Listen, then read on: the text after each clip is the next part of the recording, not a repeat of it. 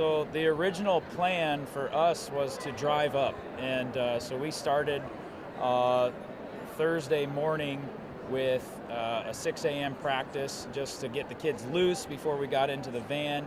So I mean, we were there 5:45. Had a full practice, and then we were checking the weather as the day before and everything, and it was looking pretty sketchy. White Horse. We drive from Haines through the pass. We were going to overnight in Toke and then make it the rest of the way in 2 days. So it's a 2-day travel for us driving. So when we went to bed that night, we saw that it was like, okay, weather does not look good. The pass was already closed. And so we were kind of started talking about other options, whether we could fly out. The ferry got canceled because too rough a seas and high wind. So there wasn't a ferry option for us originally. And then we were talking about flying. And then when we woke up that morning, it was even worse, right? So the pass didn't open at all as we were hoping. We tried to rush the border basically anyways. We went there, the whole team with parents, drove 30 or 40 miles out of town to the pass, and got turned around at the border basically, and they said, hey, it's too bad, we can't let you through, but call back. We got a number on the Canadian side for their road maintenance crew. So we kept on calling that every hour, and we sat there and we called, and they said no change. Finally, we got word from them that they had not plowed the pass in 2 days and were not going to plow it until after the next storm, which they were expecting 30 inches of snow. So we took that, we went back into town 40 miles, and then we just went into full wrestling scramble mode. We called coastal helicopters, we called Temsco helicopters. We talked to them about getting choppers. The kids were super excited, like maybe we were going to fly out on helicopters. And then that wasn't going to work because the weather was too bad for them to fly. Our small planes couldn't make it out. They had canceled pretty much all the flights for that day. And then so we were sitting at the school, head in our hands, just thinking, we might not make this, and we have an amazing team this year, just best team that Haines has ever had in history. And a parent came in. He was actually a parent of a middle school wrestler. He came in, he goes, I don't know if this is gonna work, I don't know if I'm crazy, but I have a 90-foot tender that I can run the team down to Juneau on overnight. And so we kind of tried working around it, and finally we just said, we got to do it. And he's like, well, it's not a guarantee. I've got to check weather because wind is at like 50 knot winds at Eldridge Rock. And he's like, it has to be at 35 at minimum before I'm going to go, because that means rough seas.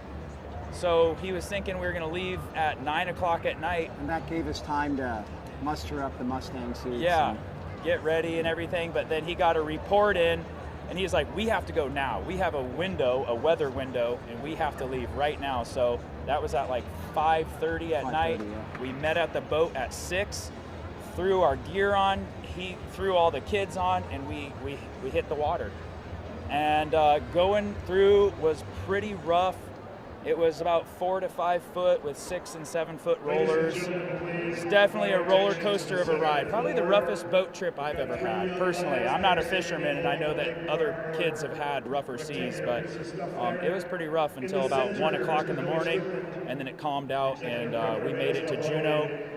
Then we get to Juneau, and the first flight from Juneau to make it to Anchorage, the flight coming from Anchorage into Juneau got canceled, and so because they could not land, and we needed our flight that was coming from Seattle to land in Juneau like 1 hour later. So it was a nail biter. We were just sitting there. We went to the front desk, said, if we miss this flight, is there anything else? And they said, no, there's nothing else. So we just We just bit our nails. We just had to hold on tight and just hope and just hope that something would land, you know. So finally our plane landed and we're just cheering. We're like, yes, we clapped while we were waiting in the airport. And then we board the flight and it couldn't take off. How long did we sit on that? Hour and a half. Hour and a half we sat on the tarmac and they're like, hey, we're sorry, we can't go. The high wind, and we're just like, oh my gosh, this is it. Like, if we don't make it now, we don't make it at all. And so finally they said, we're a go.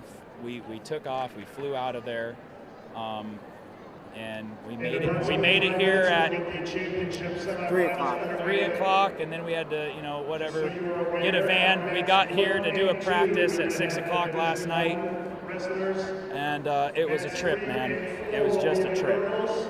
Oh, this is the tightest knit group that I've ever worked for or with the Haines wrestling team. And with them and with the wrestling unit itself, we just talk about never quitting. So we're always trying to move forward. And with this trip, we just kept that same mindset. We kept moving forward, maybe incrementally, little steps at a time. Maybe sometimes there were steps back, like there is in wrestling seasons, like there is in wrestling matches. But we were determined to make this happen. And they really didn't blink an eye, the 7 that we brought. They're so used to making things happen for themselves in Haines. They're a tight-knit group that they hunt and fish. They grew up doing that together. They know each other so well. They know that they can depend on themselves and to get through situations like this. And they've done things like this, not quite to this degree, but they've been in situations before. And they have each other, as I said, and they were capable and willing to take that one step at a time to get here. And that fits in well with what we talk about in the mat room every day, moving forward and taking on and conquering our goals. We do this, we coach because we love the kids. This is like an amazing group. Like we said earlier, best Haines wrestling has ever had. And we just want to capitalize on that, but this is such a neat group of kids. They work so hard and they've put so much effort into it this year. We have 2 seniors only, and then one was ranked number 1 in the state. The other is seeded 2nd at state, and man, this is their final year, and so that was something we took into consideration as well, is if we only can get 3 seats, then Andis and our 2 seniors were going to go. That's what was going to happen. So, and the team was so supportive of even that. We all understand, we're all there for each other, and it's just the coolest team I've gotten to be a part of.